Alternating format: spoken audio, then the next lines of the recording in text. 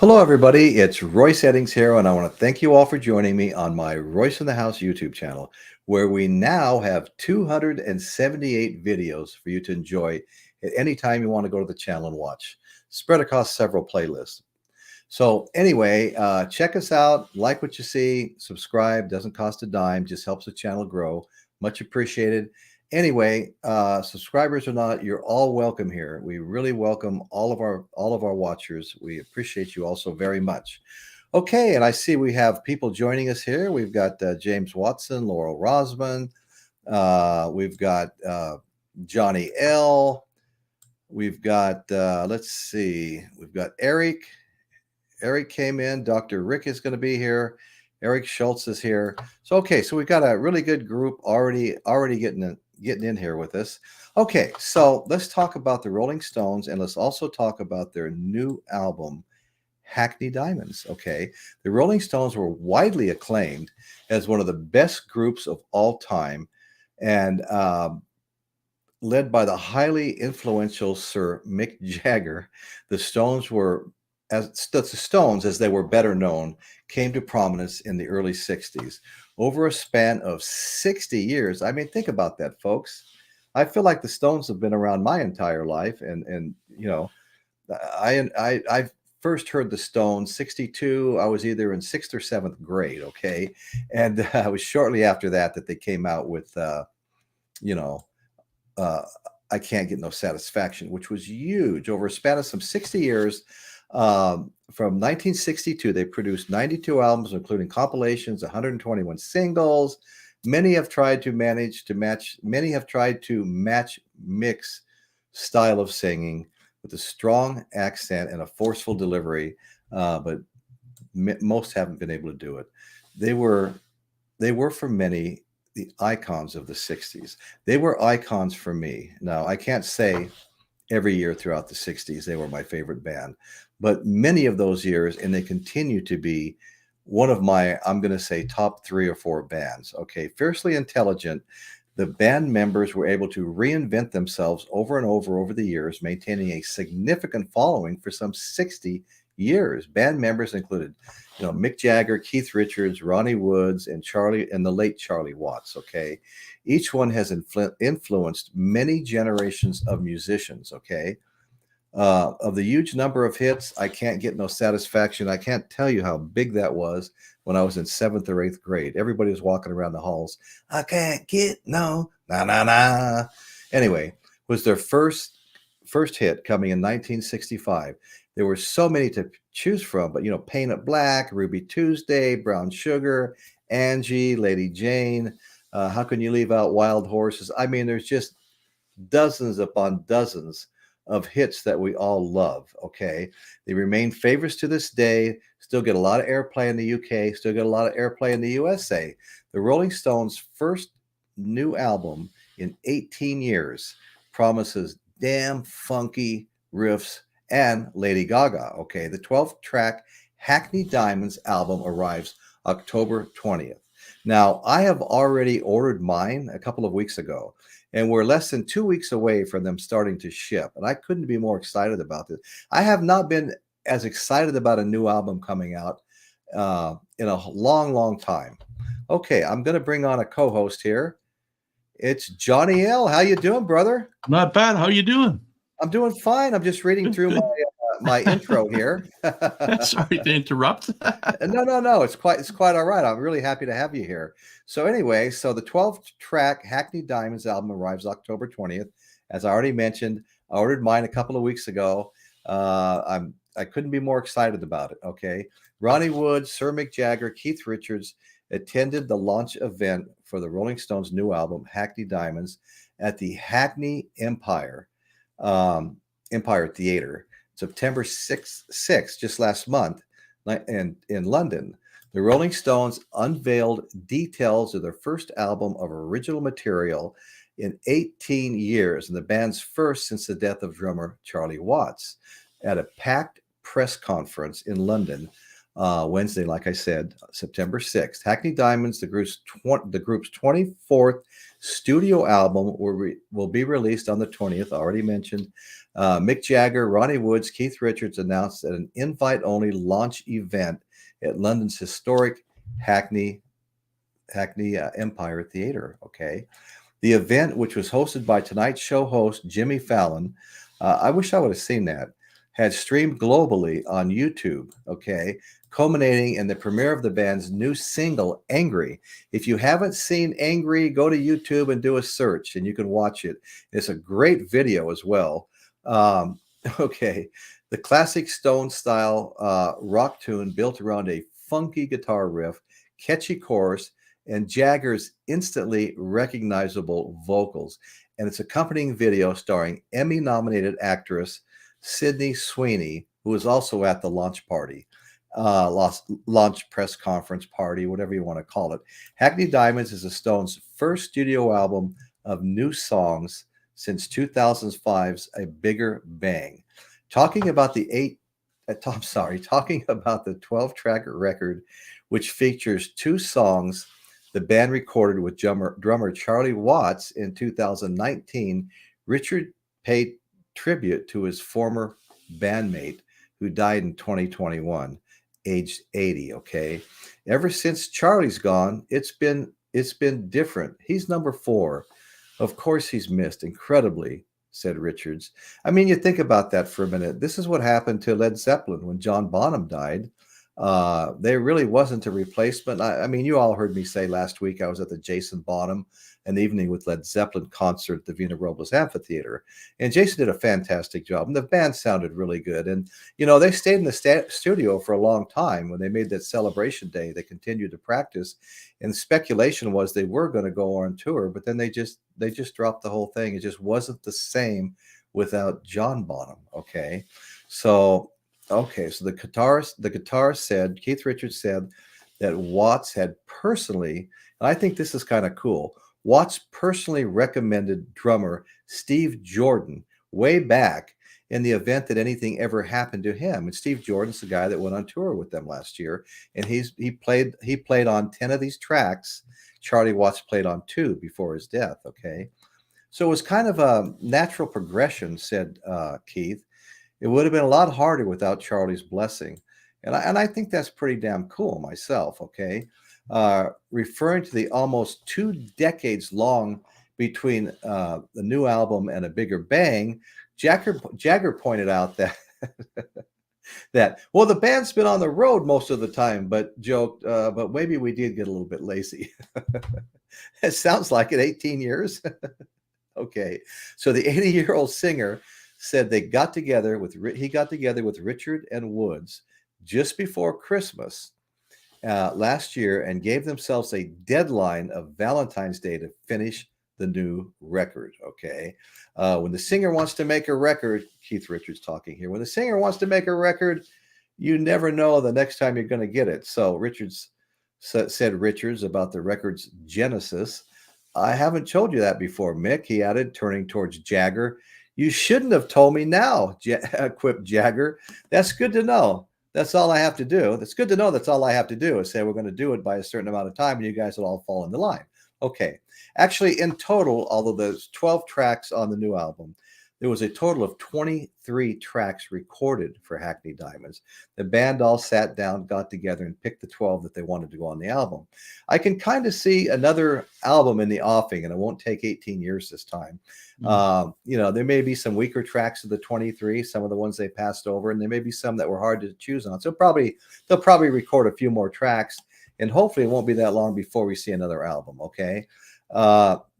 Okay, so anyway, so Jimmy Fallon revealed that some of the names of some of the songs on the album.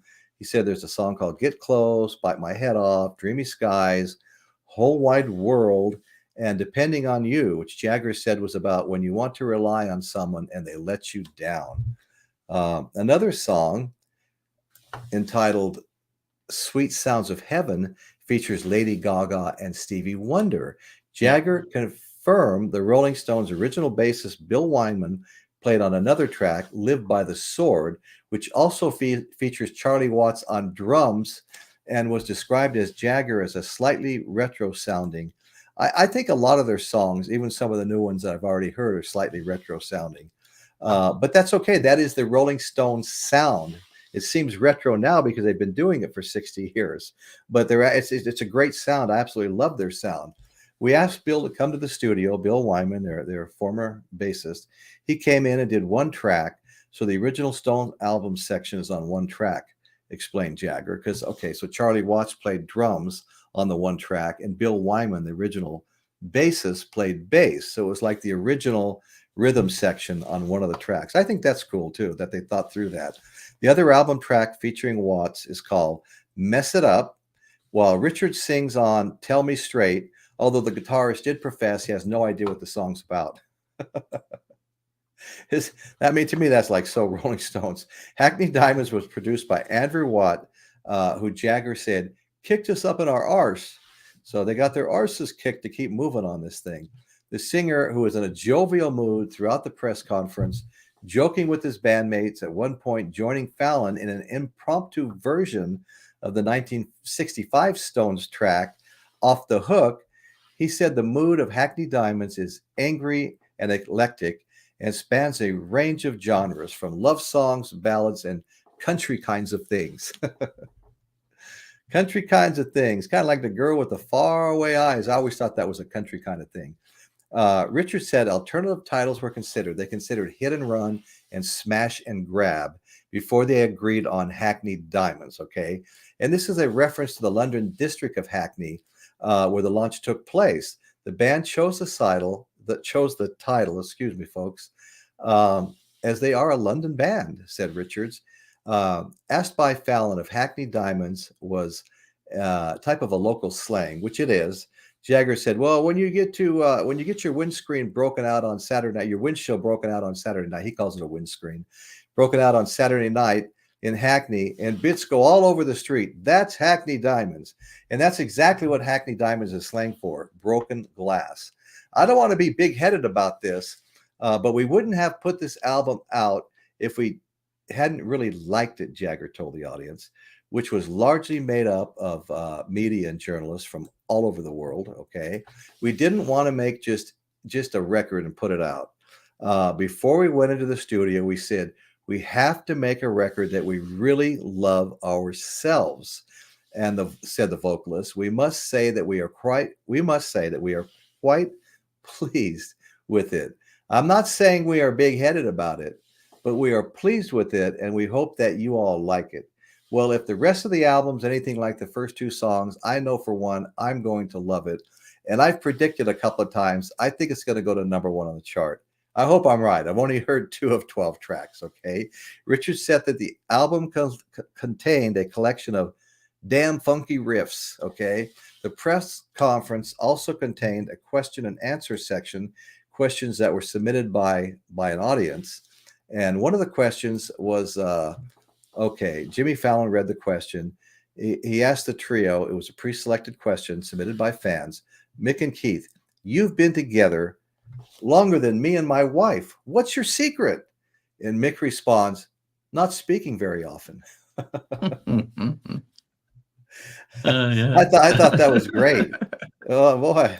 Okay, so according to a press release from the Rolling Stone label Universal Music Group Geffen, Hackney Diamonds was recorded in various recording studios, okay, including Los Angeles's Henson Recording Studios, London's Metropolis Studios, and New York's Electric Lady Studios, and the Hit Factory Germano Studios.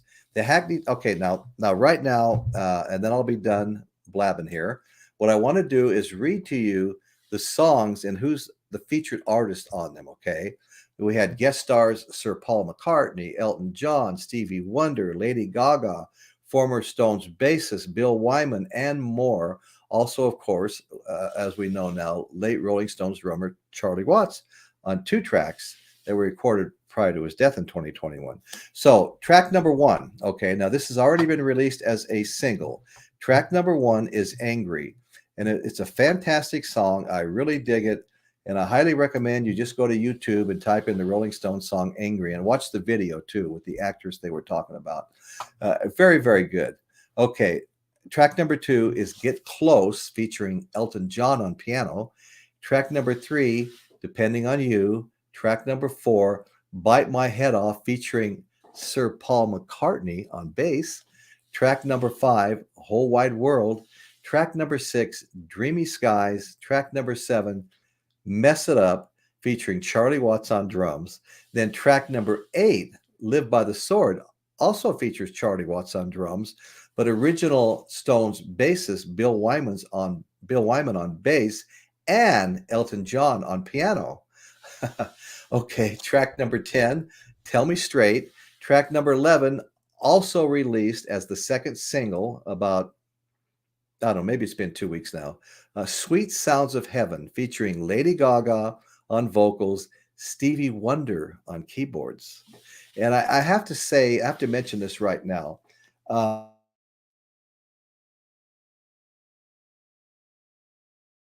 I saw the Rolling Stones for the very first time in 1972, where I was living in Long Beach. In fact, my future wife was at the concert also. Okay, so Sweet Sounds of Heaven, Lady Gaga, Stevie Wonder on piano.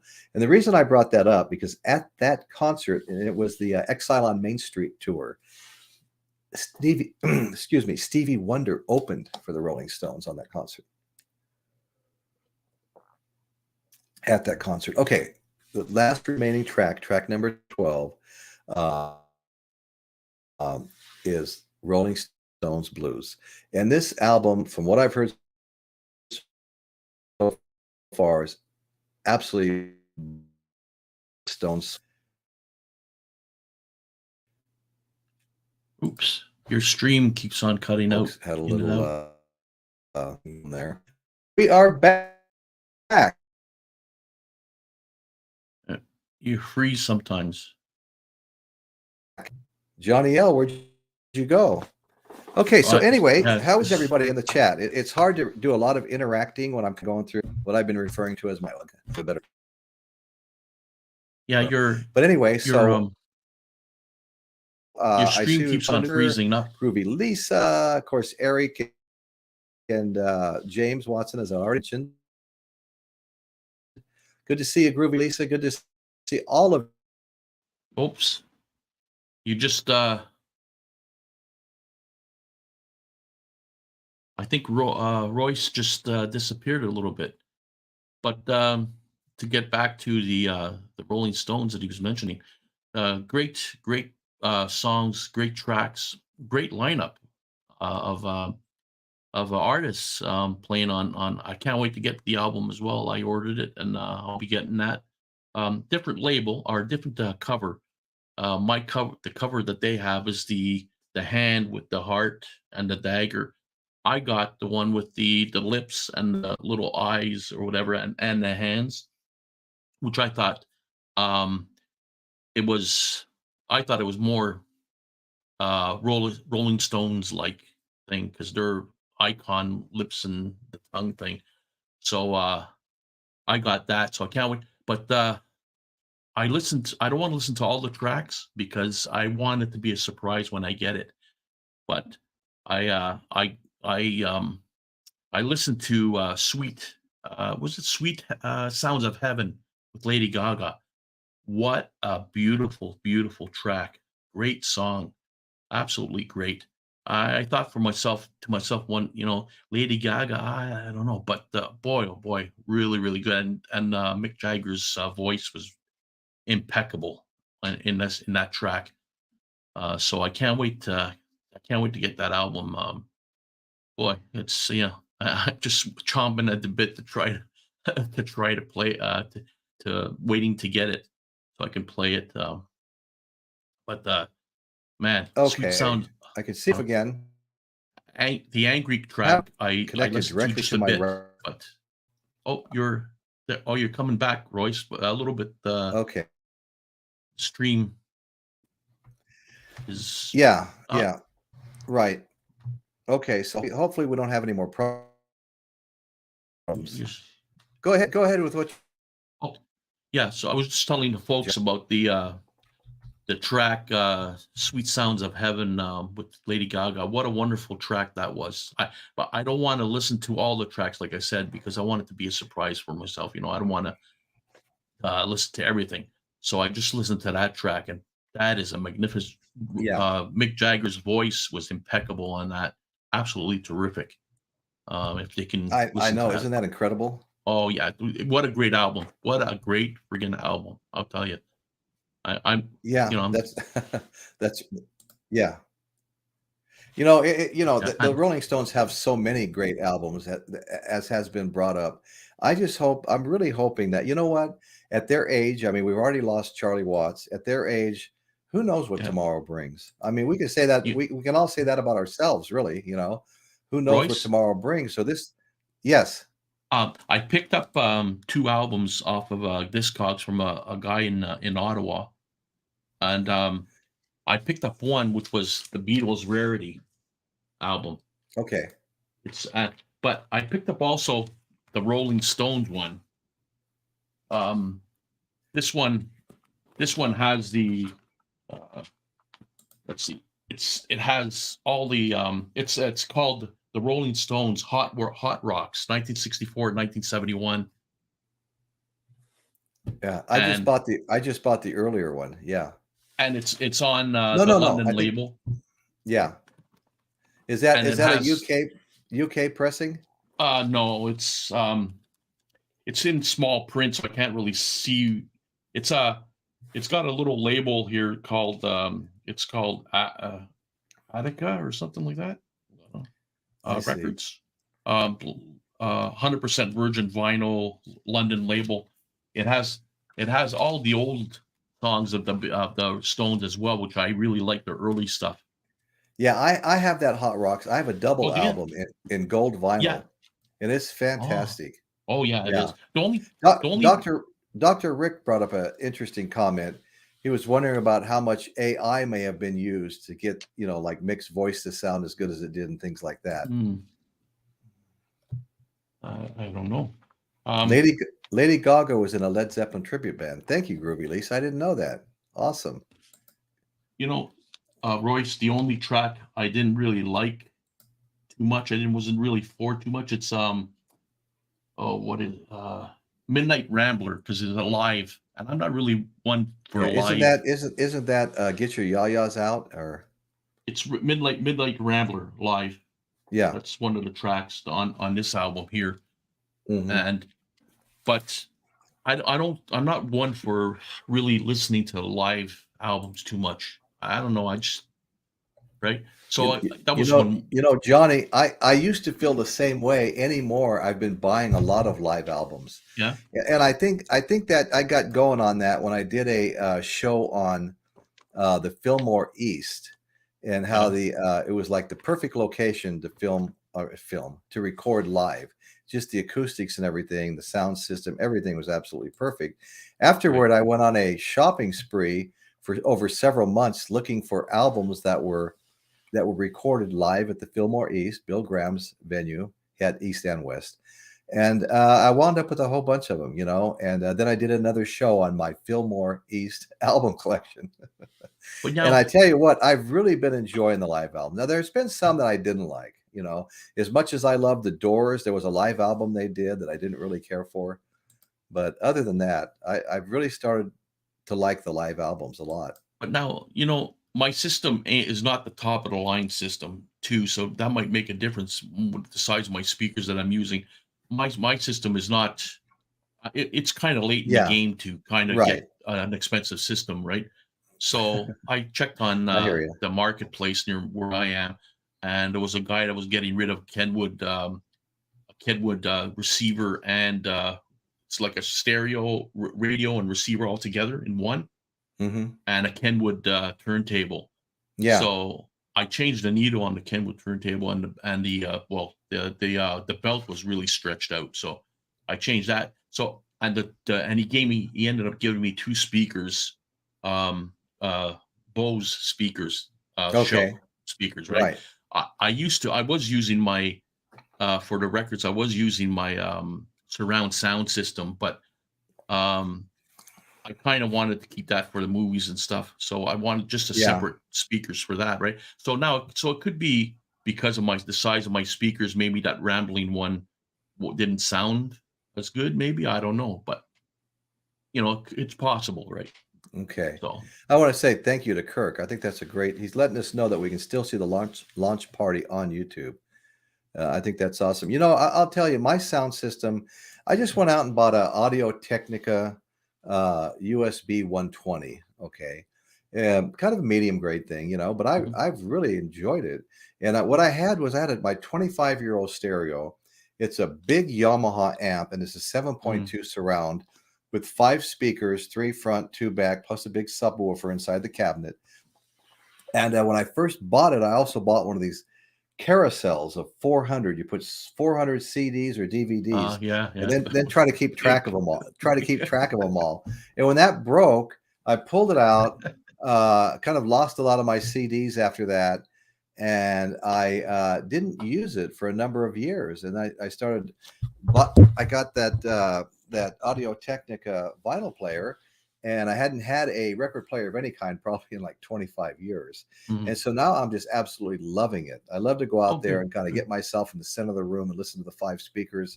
And, Yeah, and it's got a great sound, but I don't have a lot to compare it to either. yeah. I don't have Well, anything don't to compare it to. I mean, don't get me wrong. The Bose speakers that he gave me, they sound great for the size of my basement. Like my basement is like a Yeah, 16 by 12 by 23 in length, right? So right. it's a finished basement, right? I finished it myself, except for the ceiling. But um, so it could be maybe the basement room is too big. Maybe I don't know. But I bought a couple of those corner shelves that you stick in the corner. Hmm. Hmm. The ones that you don't have you kind of like screw these little two Right. 1 inch by 1 inch things, and anyways. Yeah, yeah, So yeah. I put them further up on the wall, Okay. so it sounds a little bit better now, Oh, right? good, Because good. I had them Yeah, really low at one time, right? So right. My yeah, stuff's all up high except for the subwoofer. yeah. I just want to say to everybody, I just put a link up. If there's anybody that would like to jump on and co-host with us and discuss the Rolling Stones, I mean, Groovy Lisa, Dr. Rick, Dan, Eric, Sean, Caitlin, like I said, Eric. I mean, I passed so many of the names up here.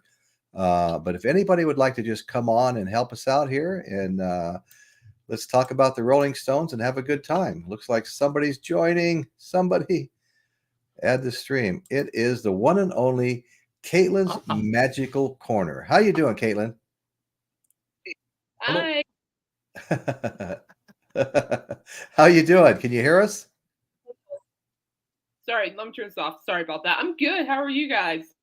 Good, Not good, bad. good. Are you a big Rolling Stones fan? I am. I got like, let's see here, oh, 13, 14, or even more on vinyl. Oh, okay. Oh, Oh, nice. That's quite a collection, really. No, I That's love the quite a Rolling collection. Stones. Oh no, I do Listening. too. I grew up listening Right. to them, and their music never dies. That never dies. I never get tired of it. There's a number I of don't bands like either. that for me. It's like they're just one of those bands. When you're in a bad mood, and the next thing you know, you hear a Rolling Stones song, just Yeah. they're just good. They bring good vibes. And I actually think Yeah. their upcoming album will Yeah. be really good. I really like the singles so far from the album because it really brings like that rock that they're known for. Right. Right. And that's something I like to hear because that kind of rock doesn't really exist anymore, in my opinion. So hmm I like it. Yeah. yeah. Yeah. Hello, Lisa. Hello. Lisa, can you Hello. hear us? Yes. Oh, good. How are Hi, you? Lisa. Good. So You're a big Rolling Stones fan too, aren't you? I think I have about maybe 8, 9 albums. Oh, nice, oh, The nice, first very ever nice. Rolling Stones album I got Oh, was do you? first 2 I ever got was from my dad. Was Exile on Gotcha. Main Street and I have Out of that My one. Heads. He bought them when they came out in the 60s and the 70s. mm, Yeah. So his You- Out of My Head copy, he signed his name on Keith Richards' face so no one would steal his record. Yeah, Well, you know, yeah, it's interesting that you bring up Exile on Main Street that's a album good album. That's a good because album. Oh, I Good have album. it. One of my favorites. 1972, the Exile on Main Street tour God, was the very first concert I saw of the Rolling Stones at the Long Beach Arena, and Mm. you know what? I've been looking for years. I was looking for a really clean original pressing of that, and I looked for a Yeah. long time, and I figured, well, if I run across it, I run across it.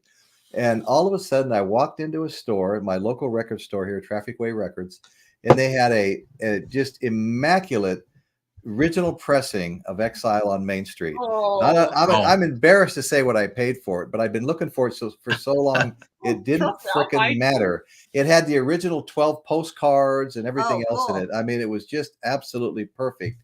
And I'm really excited. The other Rolling Stones concert I saw was let's see, it was 1996 in Portland, Oregon, and it was oh my God, I can't believe I can't think right now. Anyway, I'll think of it in a minute out there. Let me get caught up here. Yeah, I know a little about them. My brother, this Yeah, 1972, sure. my brother was born. So my dad kind of, after he was born, my dad kind of, subsided with the record buying to take care of my brother. Jeez, I only have two. I have this one that I just bought, and I'm gonna get that. I'm gonna get that Hockley diamond one. It's gonna See. be blue vinyl. I got a Which lot. is I gotta look through them. so. I want But to. I that's want the to only get got. I want to get the Dodgers variant because they're doing baseball variants of the albums. So I Mm. kind of want to maybe pick up the You Dodgers see, variant. they had different covers. It seemed for this Hockley diamond one. It was one with the heart and a dagger, and but I got the one with the lips and the tongue type thing with the eyeballs with the hands underneath. I thought, well, that's Yep. an iconic Right. thing that the Rolling Stones are known for. So that I figured, I'll get that instead. Right? And it came in blue vinyl as well, right? So I thought, well, Yeah. I like colored vinyl for some reason. I don't know, it's like, but I can't wait to get it though. Yeah. Royce is frozen. yeah, I was gonna say. I think the only original pressing I have. Well, I think I have two. I can't remember the second one. I know I have a beat up original pressing of Emotional Rescue, Wow. and that Well, that's I good. felt Yeah, I think somewhere around here I got a called 45 with it. Angie on it. Yeah. Bro, disappeared. No, you're back. Oh, wait a minute. Let's see if I can Royce fix my. Royce Is that your disappeared. collection? No, that's I not. mean, There it is. I got quite a bit. I got this one. Hey, it's all Oh, stacked over there. I have flowers. Oh. I've got 12 by 5. wow. This one is another compilation.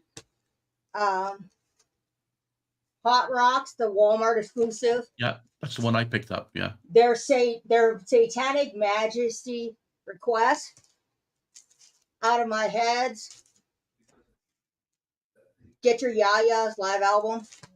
And December's Children and Everybody, the Rolling Stones. And then I have Big Hits, High Tide and Greengrass. This is a record store day edition. Okay. They released in like That's happened. 2018.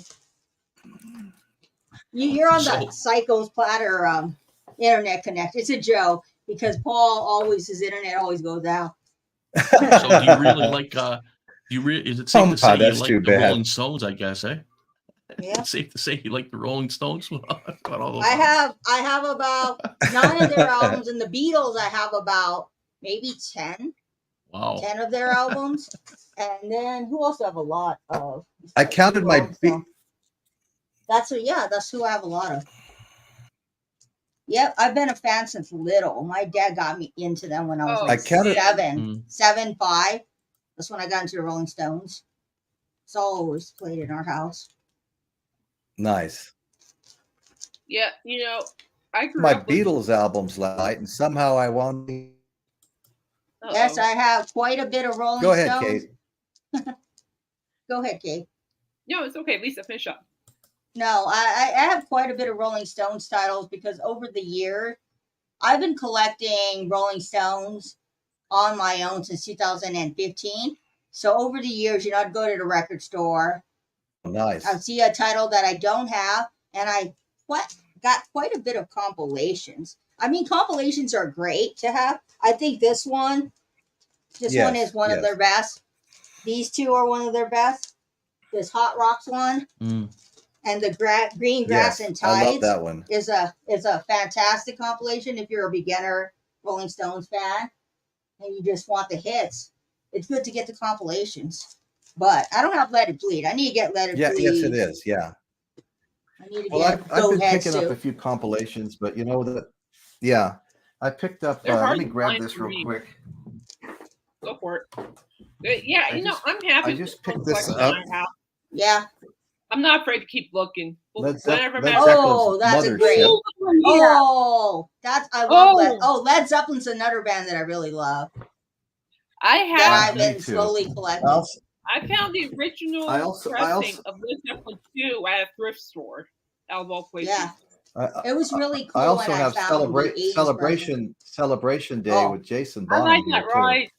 I like that. And That's everybody's great. sold out of the vinyl Celebration Day, so I'm waiting for it to come in. I've got it on my kind of a pre-order list. Yeah, I need to get way more Zeppelin. I only have Zeppelin 3 and Zeppelin 4. And then I have some Okay. like greatest hits on CD. I need to Right. get Houses of the Holy. I need to get Yeah. Presents. I need to get Zeppelin 1. Into the Outdoor. Probably yeah. Out the Door. There's a lot that I Right, need to get right. from Zeppelin. But I went to Goodwill one year and I found like a greatest hits compilation. It was 1, 2, and 3. Wow, And it That's a was good like find. $3 a piece. that's a good Wow. Oh, find. yeah, It is. yeah, totally. Yeah, I need to get more. The only Well- Zeppelin I have is a 45 with the Immigrant Song on it. I have the actually now that you talk about it, Johnny, I also have the 45 that did for Record Store Day of old time rock and roll. It has the adapter like they do in the UK Mm. in the middle of the 45, and that's pretty cool.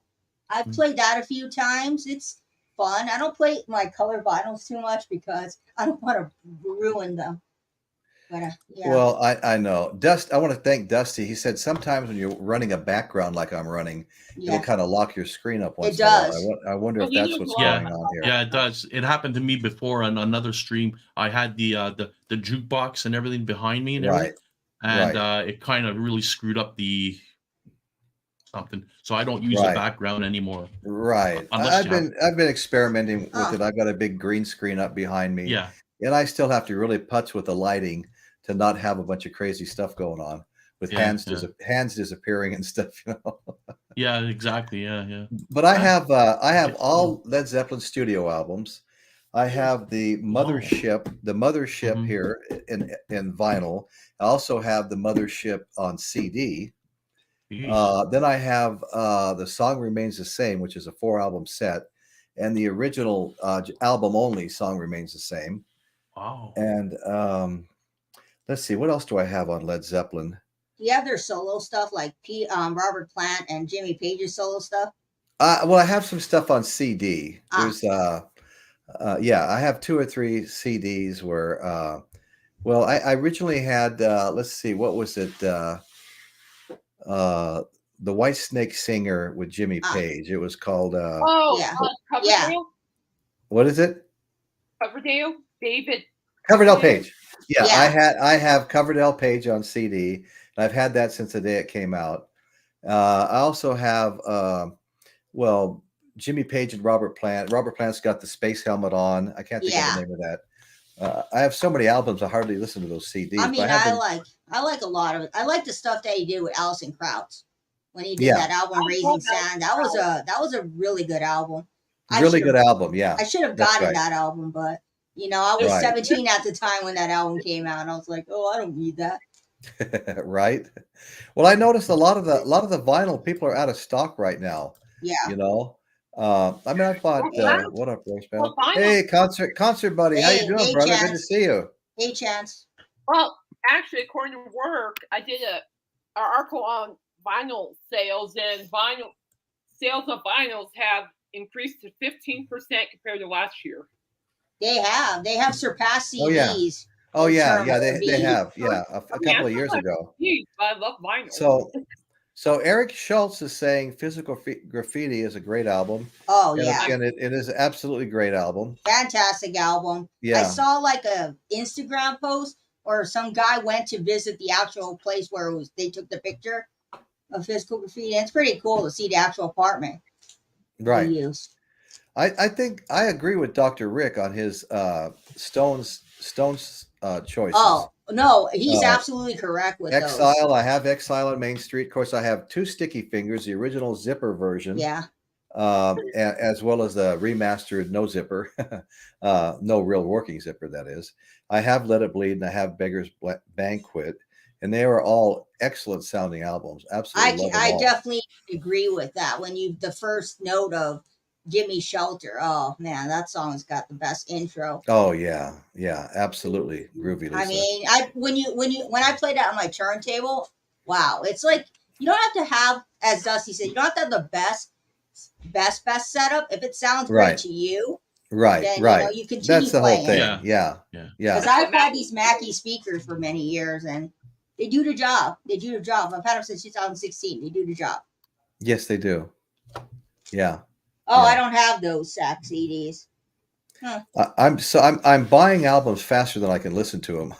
I'm so far behind right now. I'm telling you, it is freaking addictive. It's, it totally is. Yeah, I know. I mean, I want to keep buying albums. I want to keep buying records, but I've noticed nowadays, I don't know if you guys have noticed, that records are closer to $50 now on the web store.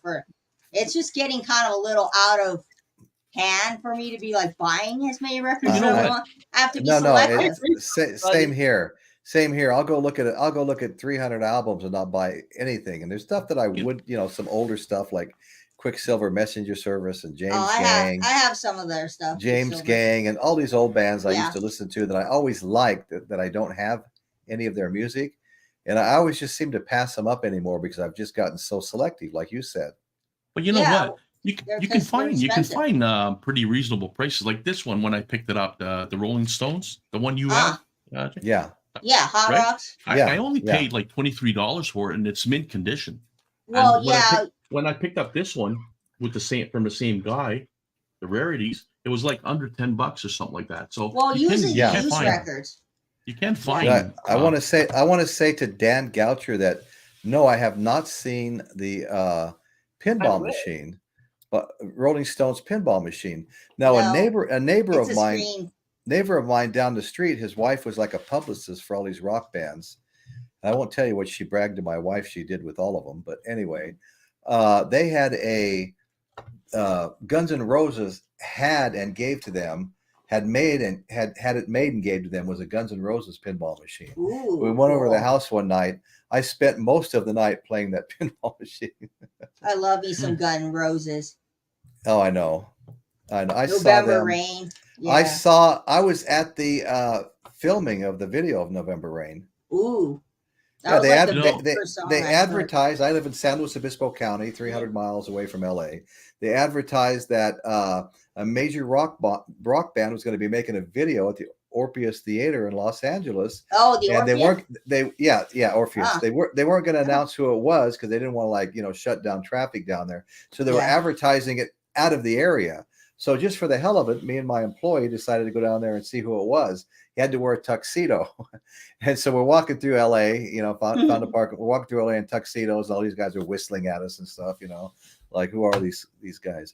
And so we finally get there. And then not until we walked in the door at the theater did we know it was Guns N' Roses filming November Rain. Okay. Wow. And they did like 7, it's a very long song. They did like 7 takes of it.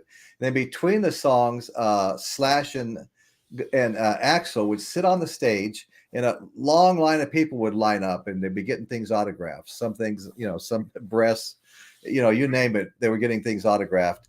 And I can remember I was probably like the oldest guy in the room. It was like me in my 40s and everybody else in their 20s.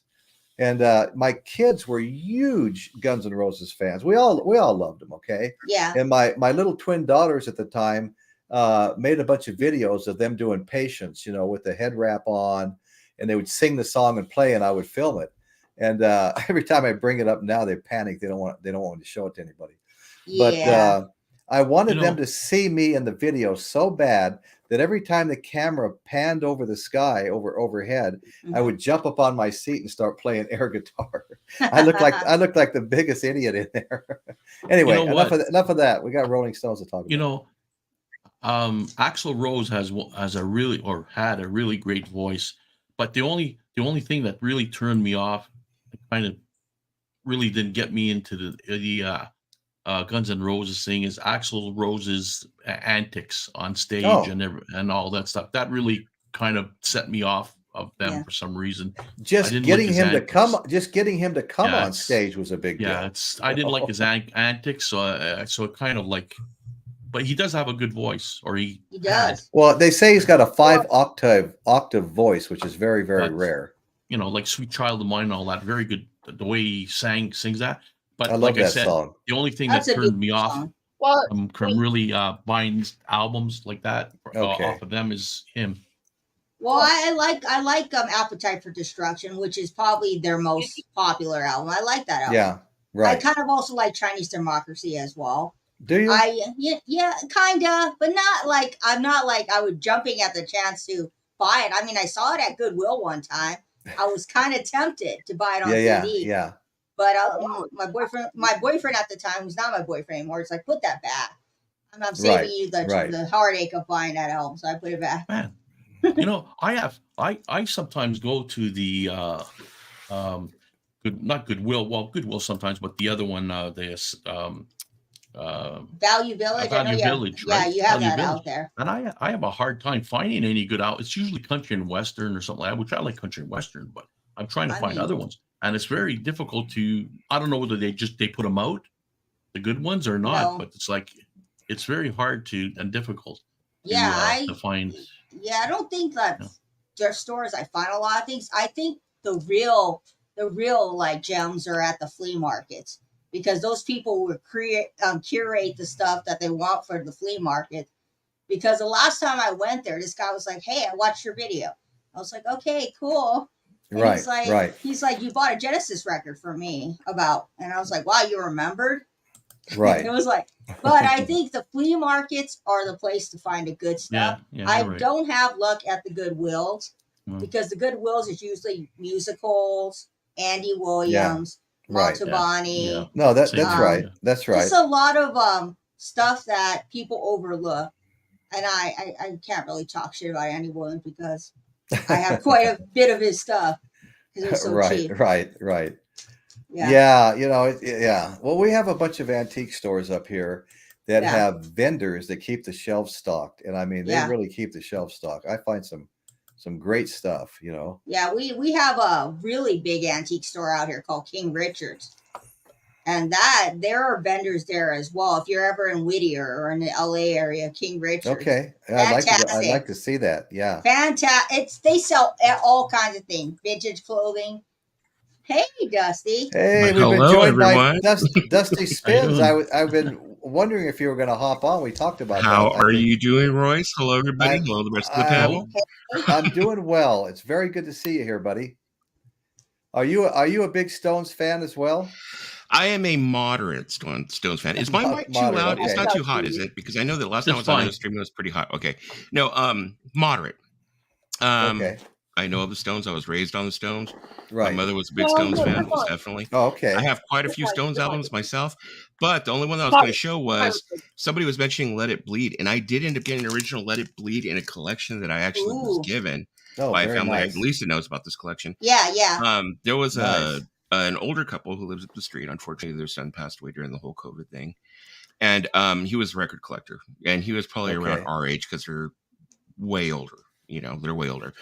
And so they turned around and gave me the record collection. They brought it to me and said, "We know you're a record collector. They said we would sell it, but we just don't have the patience to go through the whole trouble of, having someone come out. And they said, we'd rather give it to someone who's going to listen to it," which I did. I mean, I went ahead and I cleaned all of them, put them all in plastics, put them all in rice papers, blah, blah, blah, etc. Did the whole 10 yards. But this one has no cover. but the vinyl was in beautiful condition. So the reason why I bought this one out, because I have a few others, not as many as Lisa, of course. But I mean, can you Frankenstein a cover? That's what some I people probably do. could, but I'm thinking, it's a clean vinyl, so I'm thinking, you know what? One of these days I'll come across one probably. I'll come across maybe like a crappy record with a good cover. Yeah. I'll be able to go ahead and Frankenstein it. I'll be on the lookout if I go to one of my flea markets. I'll be on the lookout for Let It Bleed. I'll buy 2 copies instead of Dusty, I could so relate to that bad cover because I was given 24 albums from a flooded storage unit. And there were as many as 3 of them so stuck together. There was nothing you could do to really, there was no chance of getting them apart cleanly. And I mean, I'm not talking about just throwaways. I'm talking about Blizzard of Oz, I'm talking about great stuff. There was like so many good stuff. There was some Motley Crue, Foreigner, David Bowie, AC/DC, good stuff. I mean, just great. Yeah, I mean, this was my son-in-law. He was a hard rocker, and he says, "I know you appreciate vinyl. Why don't you clean these up?" And I have them over here too. And some of the albums weren't as bad as others, but some of them were totally obliterated. Yeah, I've seen flooded. I went to Goodwill one time and somebody had their whole entire flooded collection of records there. I was like bummed out. I had seen a video on YouTube one time where there was a gentleman who goes out and he buys huge collections, estate sales, whatever they may be. And he purchased a whole collection. I mean, records that are probably from my generation that I'm really into, like, New Order, stuff in my wheelhouse. And I mean, they were covered with like, what is it? The black mildew. The black mold. So the covers were in horrible condition, but the records, you pulled them out and they were completely clean. My records, the same ones from the flooded storage unit, excellent vinyl. But yes, there was black mold inside some of the covers, and you could smell it really bad too. Like the records I got from that collection, I'm still cleaning them. I'm still like, there's a whole section of them here. I'll show you a couple of them. I mean, some stuff that I like really was not into, but then I started listening to it, getting it in the collection, and then I was like, okay, I'm into it. So right. That happens. Like this guy, Dr. John, I was not really into him, but I ended up getting this record in the collection, and this record like opened my mind without smoking. And that's what happened. That's happened to me so many times. Yeah, Dr. John's pretty good. Yeah, this on I guess an older Atco label. I'm pretty sure this probably isn't one of the original pressings, probably a later pressing, but in the shrink for free, And I guess they had brought me another part of the collection later on, and they had seen what I had done to the records they had already given me, and they saw that I had cleaned them and put them in plastics, and and I guess the father was kind of like, he was like, wow, I'm so glad to see my son's records like being taken care of that way because you love them so much. I was like, yeah, I said, I'll take care of them. Don't get me started, Eric. Be honest, but I think this comment by Dan is great here. Done a button cover up for Sticky Fingers, a missed opportunity. That's totally funny. Sticky buttons. Oh my God! Don't get me started, Eric. I'll have to bring up I was going to say, let's don't go there with sticky buttons. There's some record covers that you can really rejuvenate, right? Like I fixed up a couple of covers. I bought like craft, it's like cardboard, thin white cardboard, or you see it in different colors. I bought a few of those, right? And there's one that I redone inside. I glued the white, the inside. I fixed up with 2 pieces of white, right? Craft, whatever you call them, those cover things, and I fixed. I kind of like took markers the same color as sometimes they're worn out around the edges. I took them. I got colored markers that matched the cover. And I take the marker and just cover the parts that are scraped or bare, right? So you can really rejuvenate some of these covers, right? Very very well, right? So well, we were joined by the Michael one Nolan. and only. Hey, how you doing, buddy? Hello. One and only Michael Nolan, the bottom line. What a fantastic show Michael has. How's the missus, Michael? How's Mrs. Is doing good. She's on day 5. You guys hearing me? I'm in Yes, a different location. Yeah, no, I in can- every. Yeah, we can loud, hear you. loud, Yeah. loud and clear, Michael. Loud and clear. Yeah, she's a week home now. Things have settled down. We've got her medications all settled in and everything like that. So everything's fine. So yeah, That's great. everybody's doing good. Everybody's doing good, boys. Thanks for asking. Hey, you were talking about the reason I had to get on before you were off tonight. You were talking about going to, thrift finds, things like Yes. that. Right. And my ultimate find that I ever got at a flea market in Sebastopol, California. All right. So Northern California, right? Right. Out by the river, not too far from the coast, and we're at this we're at this flea market that we would go. My first wife and I had Right. several, Hey, No, actually, I didn't. You gotta test them out. You gotta test them out. Yeah, we Hey, didn't know. well- I didn't know. well, it took two of them to wear me down, and a real strong woman to get me, and that's Kimberly, baby. She's like Wonder Woman, man. She don't put up with my shit, Royce, ever. Oh. Keeps you in So, line. You're But, preaching to the choir right here. But back to 1975. I'm 20 years old, and I ran into a group of albums, like you did in the day, and for 10 freaking cents, I got JoJo Gunn, the album JoJo Gunn by JoJo Gunn. I'm not talking about their second album, a greatly underrated album. I mean, we are talking about, their big hit on the album was Run, Run, Run. Of course, Jay Ferguson, years later, as a solo artist, he did Thunder Island, and he had some more pop-oriented hits. But you got to understand, JoJo Gunn, half of them were from Spirit, and there's a story connecting Spirit to Led Zeppelin, right? Yeah, the plagiarism. This band on this album is kick-ass classic rock at its finest. If you ever find this album, it is worth the listen. I mean, listen, you've got Run, Run, Run on this album. Where the hell did I had this up here? I can barely see you guys because there it is. Run, Run, Run. Shake That Fat. Babylon. Oh my God. You've got to listen to Babylon. I Make Love, all based on a real basic beat, but it's the offbeats and everything that's going. And I'll tell you, with Jay Ferguson on keyboards and only one guitarist and one of the most ass-kicking bass drum combos you've ever heard. I mean, you've got, they even get silly with Barstow Blue Eyes, 99 Days, Academy Award. You've got to listen to this freaking album. This is the one, if you've never heard of it, and you are a classic rock fan, and you want a kick-ass rock band, and you like the flavor of keyboards with one guitar player, you know what I'm saying? Oh, yeah. This is the one that got away. This is the album that got away. And I bought it only because it had this wonderful cover of the band behind the wheel of this car, and this car's hood juts out to the viewer with its flames. And I go, that's cool looking. I was 20. I go, rock band, cool looking cover, 10 cents.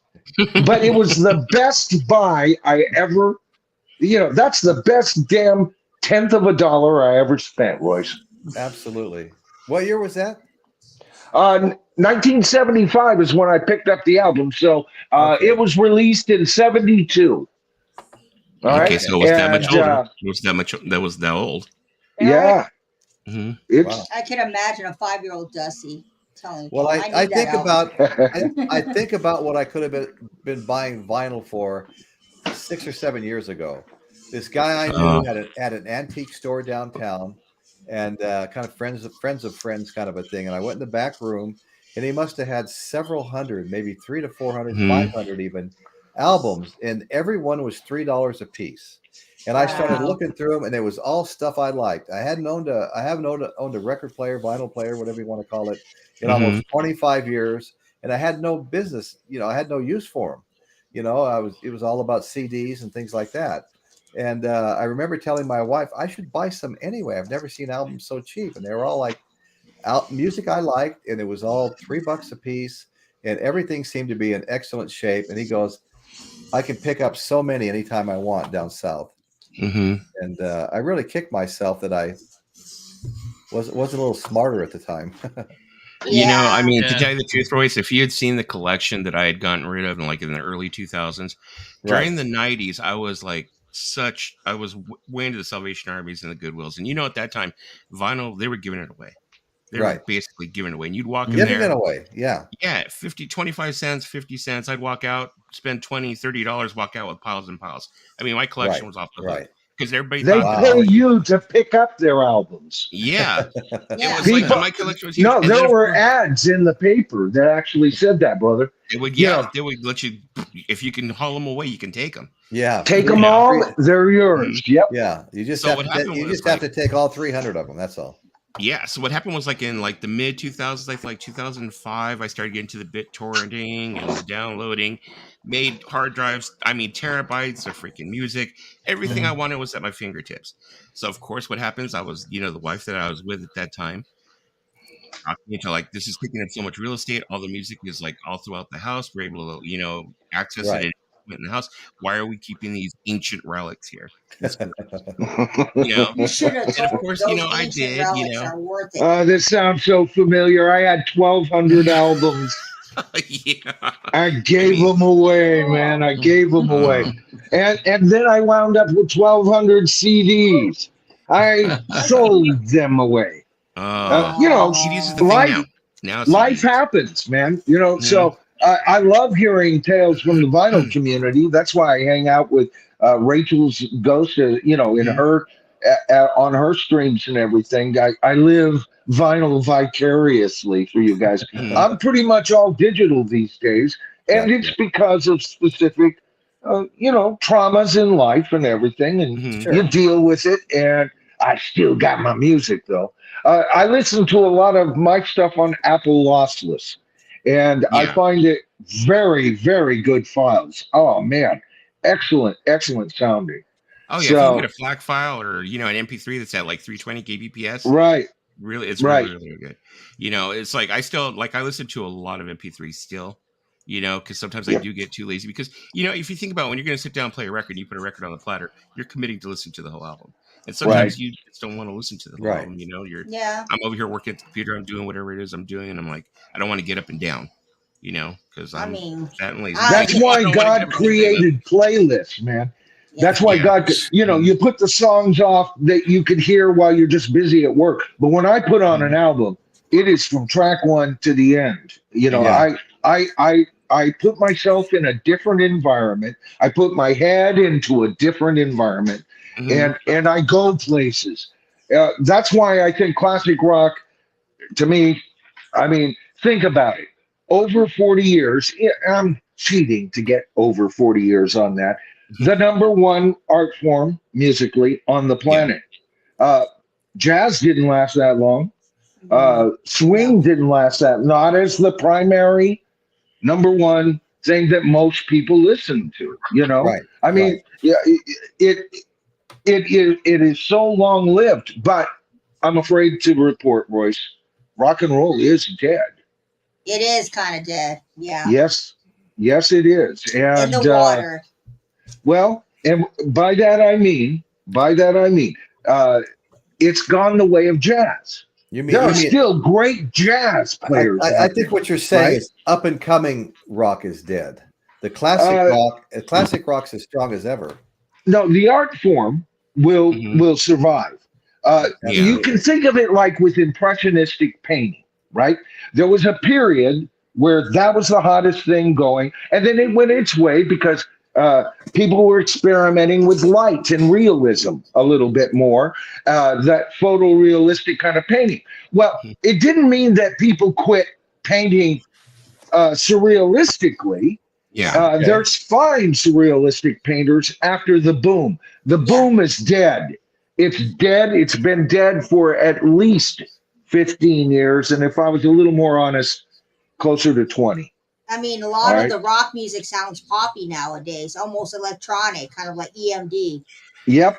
Now, that doesn't mean, for example, you're talking about the Stones album. As Royce knows, I've got great hopes for that album. I love both tracks. I've heard so far, it sounds really, really good. Yeah. It's very promising. I've got a lot of hopes for that album. That doesn't mean we're not going to get great albums by great bands, even new bands. But the bloom is off the rose. The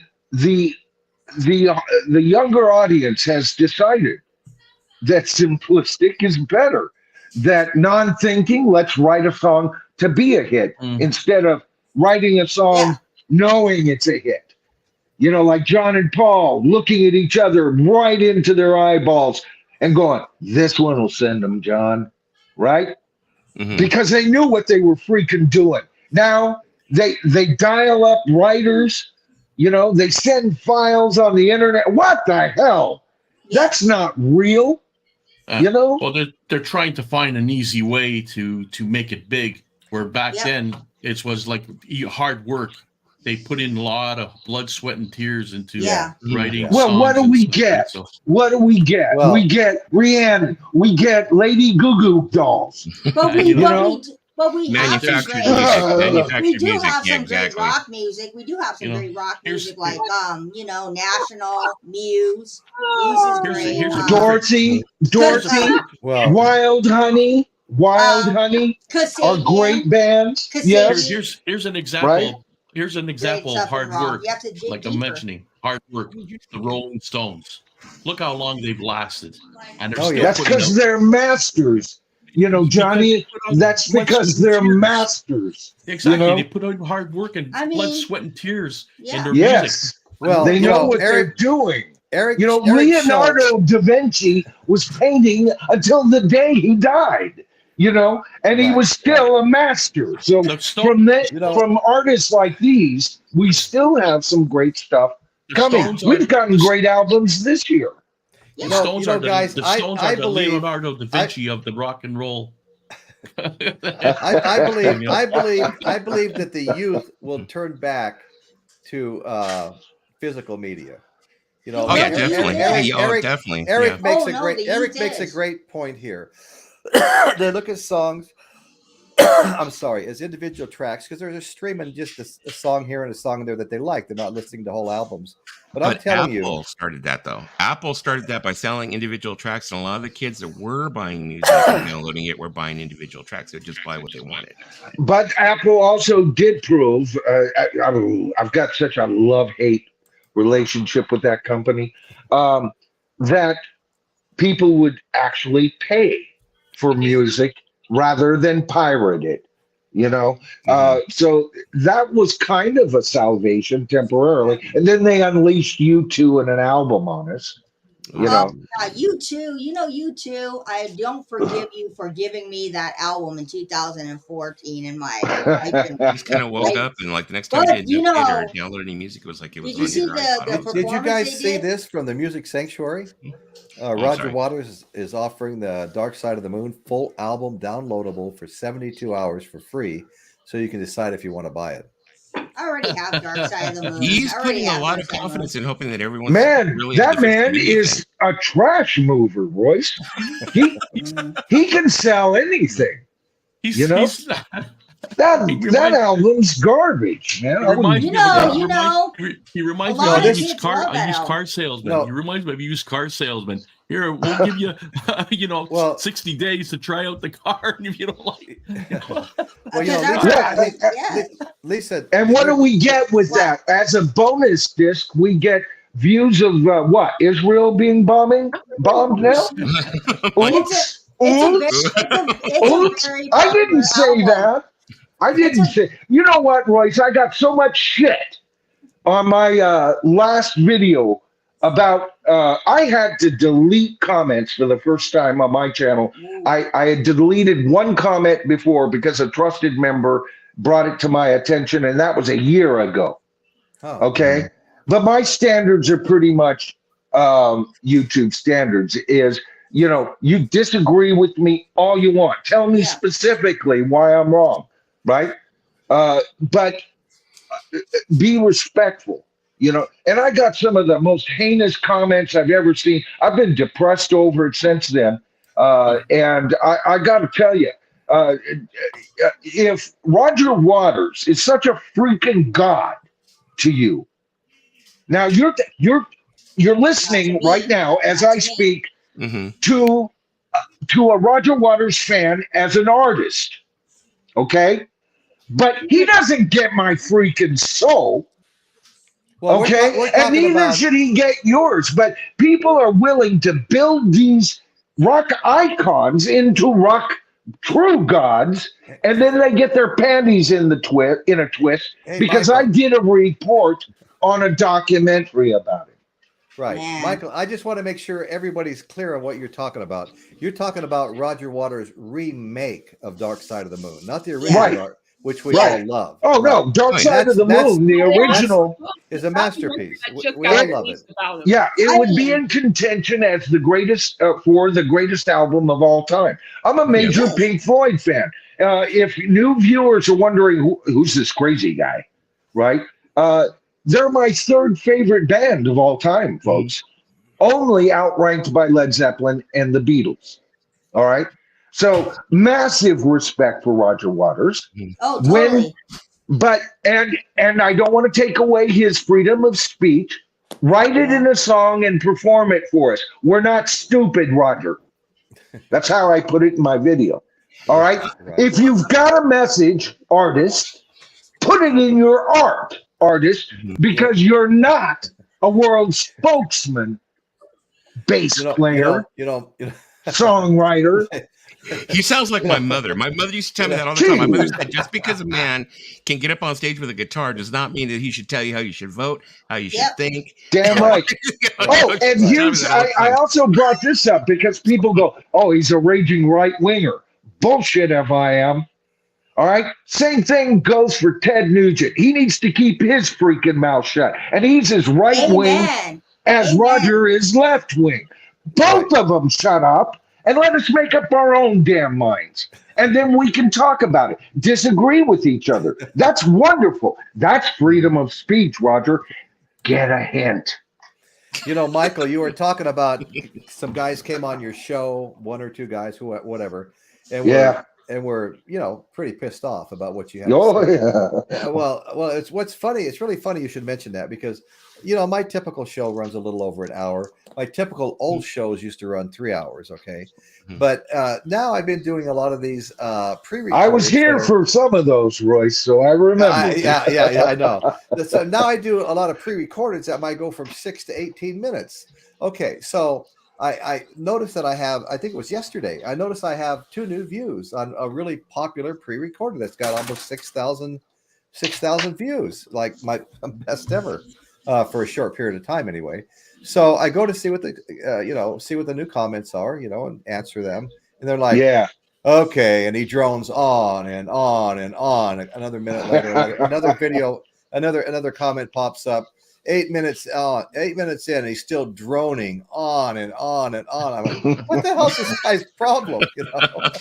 Well, he wants you to do like TikTok shorts. That's my most cherished comment was, who gave Grandpa a computer? You would fit in with my family. Come here, youngin.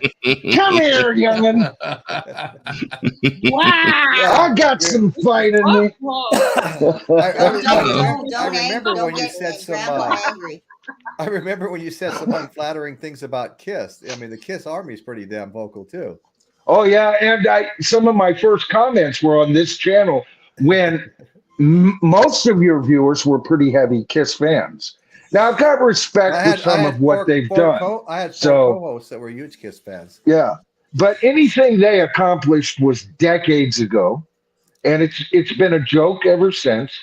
And them even saying that they're going to get 4 brand new members. Oh boy, here it is. They're now Coca-Cola, Royce. They're new Coke. when they got rid of Ace and they got rid of Peter and they brought in Tommy and they brought up Eric Singer, I knew Caitlin's going to get all pissed off about this.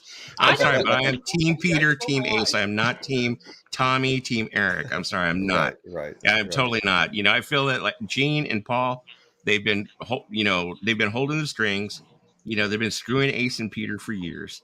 And stuff like that. And now I'm pretty sure they're going to screw Ace and Peter again when they end up having these 4 mannequins up there when they retire. And they bring these 4 guys up there who are probably in their 20s, are going to play the song probably horribly, and they're going to be in makeup, so they live forever. It's like Stephen Fish is absolutely right. And I try to live by this. Maybe reality show hosts should stay out of politics too. Oh,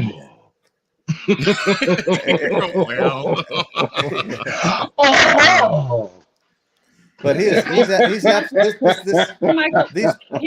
shows and podcasts are no place for politics. Never gonna happen. I'm never going away. What's that, Caitlin? Being like multiple different people on one panel. Mr. Professor over there. What's that? Yeah, you know what? Oh, sure. Pick on Michael tonight. Yeah, I'm looking at you. You should see on my stream on Friday. I wasn't picking on you. I gave her a horrible time. Yeah. I gave her one bad musician dad joke after another. Are you picking on Grandpa? Are you picking on Grandpa? Dad jokes. That's true. We thought you were hilarious. Well, Caitlin, it's because Grandpa needs to prove that his mind still works. It works. Bring the last cannon. I was just saying. Jesus. The one of the albums that you would listen to for 10 years. And that one moment just really got the nerve on me. Which one? Okay. I want to ask you guys all something because we always get off track. Let's go back to the Stone. Let's go back to the Stones for a couple of minutes. Mm-hmm. Okay. Dr. Rick is a slave master. No, but what? All right, let's go back to the Stones. I want to ask everybody here where you rank the Stones. I read a list yesterday that ranked the Stones as the #1 classic rock band of all time. Mm-hmm. And I think I have some. I'm a Led Zeppelin fan. In spite of the fact that Jimi Hendrix only had 3 studio albums, I've got 19 or 20 Jimi Hendrix albums. I'm a huge Jimi Hendrix fan. I'm becoming more and more a Beatles fan lately. I've been in and out with the Beatles. 64, 65, of course, the Beatles, right? I mean, they led the British invasion to the country. Everybody was listening to the Beatles. They were a total phenomenon like we've never seen since, okay? But then 66, 67, they started a phase. There was heavier bands on the scene. And then all of a sudden they hit with Sgt. Pepper's, and they actually almost were able to lay claim to the Summer of Love, in that era with that, followed up by Magical Mystery Tour. And I've been listening to more Beatles probably the last 3 months that I've listened to in the previous 15 years, to be perfectly honest with you. Mm-hmm. And I counted my Beatles albums last night, and I have either 23 or 24, including Volume 2 of the Hamburg, Germany 1962 songs that were made at the is that the one that has My Bonnie on it? I think so, yeah. Yeah. I listened to that. I listened to that twice yesterday, and they went through hell. That was made by started out as a little handheld recorder, and they spent something like $100,000 splitting it into 16 tracks and refining it and getting something that was listenable to on vinyl. How does it sound? Because I had that album way back in the day, and I listened to the hell out of it because I was such a Beatle freak. Right, but it didn't sound good. All right, so yeah. It doesn't sound like the newer albums, but I mean, it's a 62 pre-recording contract Beatles album. And they did a pretty good job. They did the best they could with it. They spent as much money trying to fix that album that recording and turn it into an album as they spent making the entire album Sgt. Pepper's Lonely Did Hearts you Club know Band. that album has a Harrison and Lennon song on it? "Cry for a Shadow." I think it's the only one. Everything else is a cover. Yeah, cry. That's well, if it's the album I'm talking about, "Cry for a Shadow," and Harrison also got another. I'm trying to remember which recording. It was the flip side of the demo they did in the little booth kind of thing, Okay. and he got credit as a songwriter for as a co-writer with McCartney's song because he did the solo, and they didn't know Okay. what a song was. So if he wrote the solo, he must have helped write the song, which actually isn't a bad idea because it is part of the process. Sometimes it's just a solo, but you can like David Gilmour. There's a man who wrote his solos into Pink Floyd. You can't imagine any other note than those. That's why Roger Waters' albums, I think, Meeting with Resistance, because his absence on that version, or even someone else playing, kind of around with a guitar, is greatly missed. Yeah. I think, like, for me in the past. Oh, I'm sorry. Go ahead, Royce. I'm sorry. Oh, no. All I was going to say is back to the Rolling Stones for a second. Mhm. I will put the Rolling Stones in my top 5 favorite. And I don't always stick with the number one that I have in my top 5 favorite. I do switch around almost depending on who I'm listening to the most. But I put the Stones way up. They've been a good band. They've been a great band for 60 years, and they're still entertaining. Now they're coming out with a new album. I love the 2 tracks I've heard so far. I know a lot of people don't like Lady Gaga, and I don't have a single Lady Gaga album, and maybe I never will. Probably I never will. To me, that's like buying Taylor Swift. Now, I'm not putting down on buying Taylor Swift. It's just not my style of music, right? Yeah. I mean, so I don't have any, but I think she does an excellent job on that song. She can sing.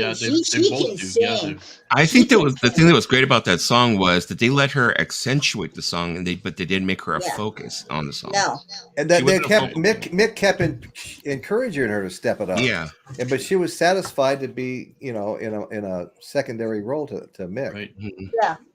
I mean, she carried the album. She added a layer to it, but I like that. I think it is as fine as any other backing female vocalist on any other album. But why do we have Lady Gaga in there then? Because I know she has a following. People know her, and then people that might not normally buy a Rolling Stones album that might buy this one. I happen to be a fan of hers. I've been a fan of hers since her very first album that came out. I believe it was the Fame Monster, and I think she fits on the album. I like Taylor Swift too, but I think that Lady Gaga has a way better voice than Taylor Swift, and she could sing rock. If you've seen some of her like covers that she did of Led Zeppelin, the girl can sing. She can definitely sing. There's no question about it. The thing is who would you get other than Lady Gaga or something to sing with? They would have that strong of a voice. Yeah. They would have a strong voice. Here's how it's done, Johnny. Hello? Well, Musicians Union, we need a female singer. Well, here's the thing, guys.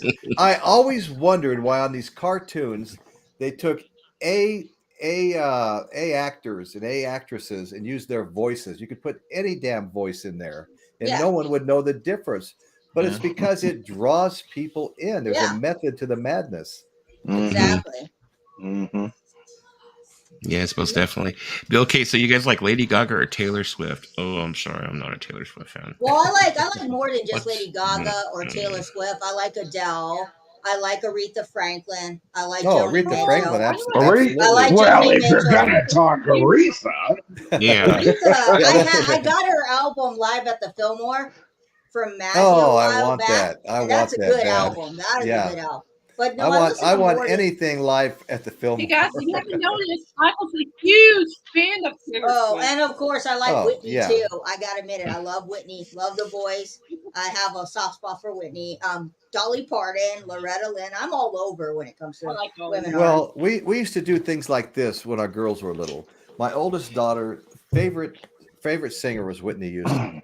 So we took her out of school one day. She always got straight A's. We took her out of school I one love day. you, Michael. Didn't tell her where we Whoever were you are in going. the chat. We drove over to Fresno to a Whitney Houston concert, and she couldn't have been more ecstatic. We get in there. We don't have very good seats. It's me and her and my wife Betty, and Amber's just like me. She's looking around. She goes, "There's empty seats right in front of the stage, Dad." I go, "I know. I've been eyeballing them." Go, "Come on, Betty, let's go up there. What's the worst that can happen? We get kicked out of the seats, right?" And Betty's just like freaking out. We had to kick her, dragging and screaming. Sat in the front row, and nobody ever showed up for the seats. It was fantastic. Awesome. Yeah. That was awesome. Upgraded for free. Sometimes you just have to go for it. Like that time I woke up at the Chicago concert on 5 seats in the front row, staring at the ceiling with the lights on, looked around and people were sweeping. I don't even remember how I got there. It reminds you of the time that my sister, when she was like 10, and we accidentally took her to Casey and the Sunshine Band. And he was, getting handsy with a female. My sister was like, "Are all concerts like this?" I was like, no, Danielle, they're not. They're not. That was her first ever concert. He was singing that song, "Get Down Tonight." So he really was getting down. Right. I saw it for free. I didn't pay for him. He was free. I just want to That's preface funny. that it was free. So you guys just like Lady Gaga or Taylor Swift? No, I like a little bit of everything when it comes to female artists. I think a lot of people like. Lady If I Gaga, want to hear a woman talk about her ex-boyfriend, I'll listen to Alanis. Thank you. I like it. I like. She Adele, started too. it. Yeah, she did. I mean, she wrote the song about that guy in Full House. And she's amazing. You know what? She's amazing. Oh. I love her. Oh no, I she's love super Alanis. talented. Yeah. Yeah. I almost bought one of her albums just 3 days ago. Yeah, Oh. I got her first album on CD. I bought it for $3. I have a few of her albums on CD. I don't have them on vinyl. I think maybe I have Jagged Little Pill. I think Jagged Little Pill is one of those CDs that like you always end up with and you don't know. Yeah. I remember quite buying it, but it always ends up in your collection. Yeah, something like that. I was like, I don't remember buying it. How did I get it though? I think I bought it as a kid too when it came out. Yeah, like there's this like TLC. I cannot stand TLC. I don't like TLC, but yet I have multiple copies of my CD collection. I'm like, where do these come from? Did people bring them to parties or something? Or maybe I need a someone in better your group of family friends. bought it. Well, I need a better group of friends if people bring these to my parties and they're in my CD collection. Well, you need Gotta them to rethink my bring you. life. You need them to bring you some 13th floor elevators or some. And we've been joined by my good buddy Bill Kay. Yeah. But I think a lot of people, me including, could say that the Rolling Stones are in my top 5. Definitely with Led Zeppelin, Pink Floyd, and the Beatles. I could definitely say they're top 5, Drew. Yeah, I would probably say top 5. I'd probably say that just in its top 5, But I mean, I get hate for saying that I like them more than the Beatles. That's gotten me in trouble in the past. But yeah. But it's very, very protective. They're in my top 13. They're not in my top 5, though. Okay, you said it. I didn't want to say it. Michael said it. Go to Michael's channel. Michael, what you call that list? Your pantheon of the. It's called Mount Rock Olympus. I've got 13 bands up there because Satan or Hades needs to be represented, right? The Beatles are Zeus. Led Zeppelin is Poseidon. Pink Floyd is Hades, and because of all the madness, right? And the rest of them, pick your own god. They're all kind of tied in there. But if I was forced to pick a 4th and a 5th, 4th, probably yes.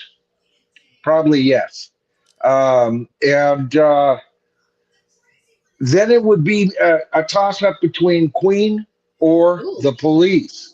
I love the Police. Yeah, that's what I was saying. Like I was saying that the Rolling Stones, I was like, I wanted to. If you were just saying 5, then yeah, they would be 5.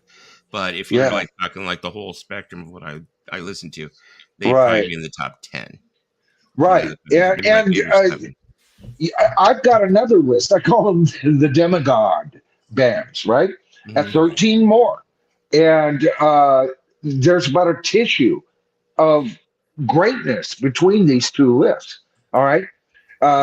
So there's 26 bands. Look it up on my channel. There's 26 bands that I think came out of classic rock and ruled the roost. That's only my opinion. Bands like Steely Dan, we talked about Queen, The Police, CCR, all right, Grand Funk Railroad. You tell me, name a trio. Name a trio that was better at being a trio. And before you start using Cream as an example, I'm talking about Mark Farner becoming a percussionist at times with his guitar, and the bass player doing the same damn thing, or the bass player and the drum doing that while Mike Farner's soloing, or whatever. They groove. And then with Brewer on vocals as well as Mark Farner, you've got two supremely wonderful vocalists, all right? And when you see, I love them live. I love their live shit, so they're way up there to me. The Doobie Brothers, but not the Don't Be Brothers. What about Deep Purple? I mean, are you a big Michael McDonald fan? I am, but I'm a bigger Tommy fan. You're more than Tommy, yeah. Yep. I think they rocked harder with Tommy. And it was more like they were going towards more softer, more adult, contemporary. But boy, I would love to see them live right now. Yeah. They're out touring, and they've got Tommy and Michael.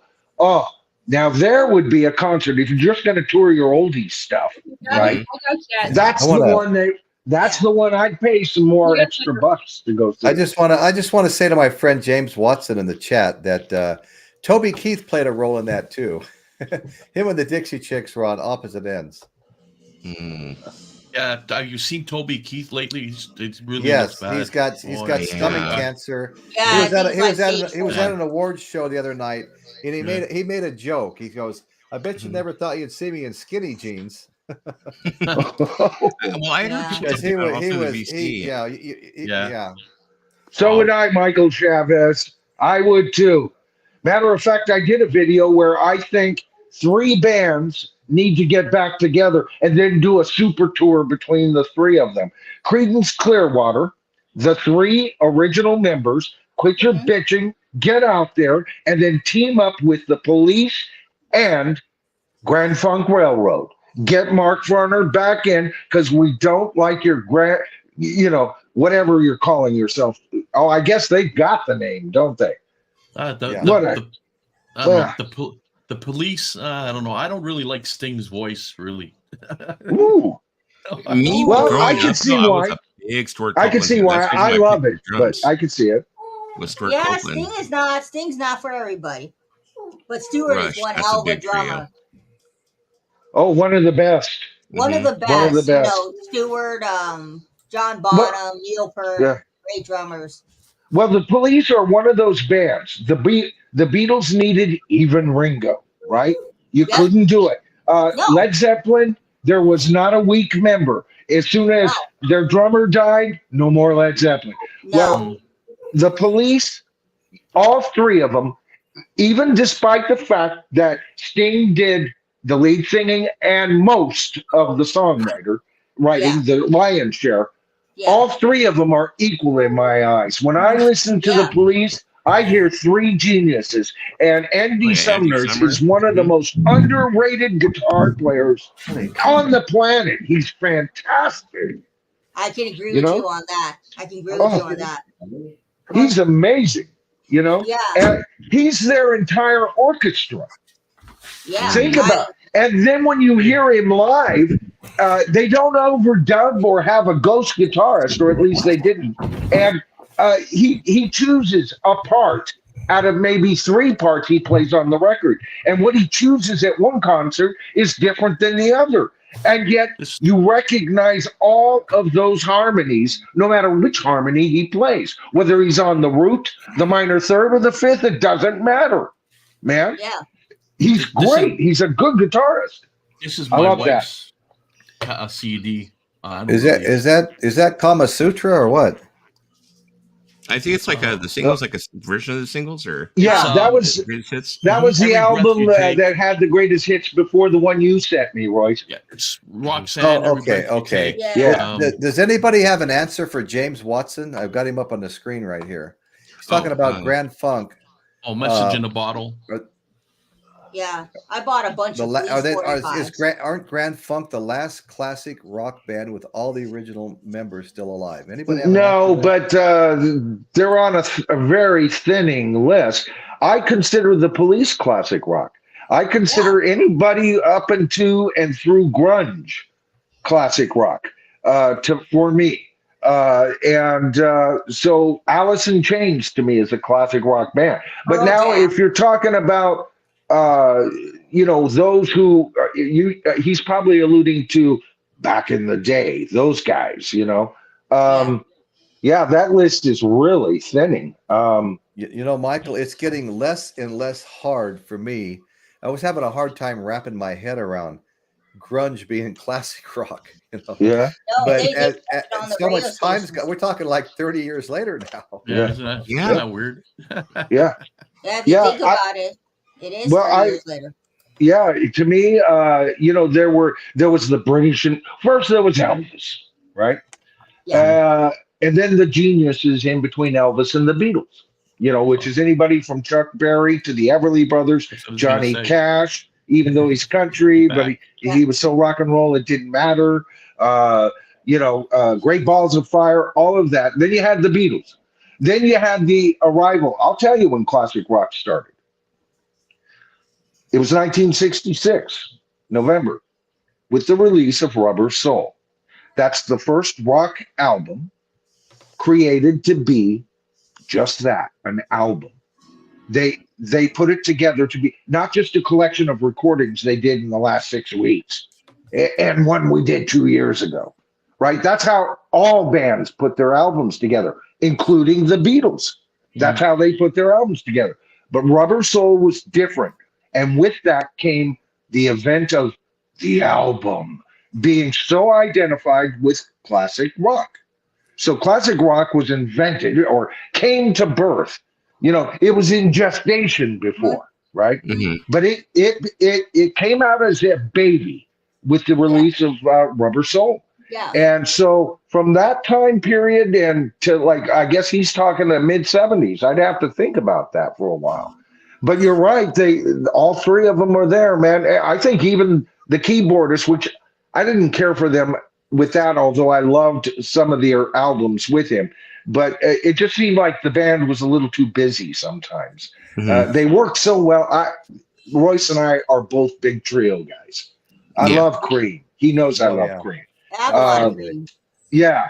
And I love Trio bands with a lead vocalist, like Led Zeppelin, Black Sabbath. Someone asked me, I think, I didn't catch your name, brother. Who, me? You, yeah. Yeah, Dusty Spins. Dusty. Oh, okay. Yeah, I'm aware of it. All right. So anyway, you were talking about, you asked me about Deep Purple. Deep Purple may be at number 5 for me, actually, the more I think about it. Not only because they were a great band, all right, all 5 of them. And I'm talking Mark II for me. Yeah. Surprise, surprise. You would think me being the contrarian I am, I'd pick another Mark, but no, they had it dialed in there. And as far as I'm concerned, Richie Blackmore is one of the top 5 guitar players of all time. Right up there, right up there with Jimmy Page, right up there with Jimi Hendrix, right up there with Eric Clapton, right up there with Jeff Beck. Okay, Stevie Ray Vaughan is a good.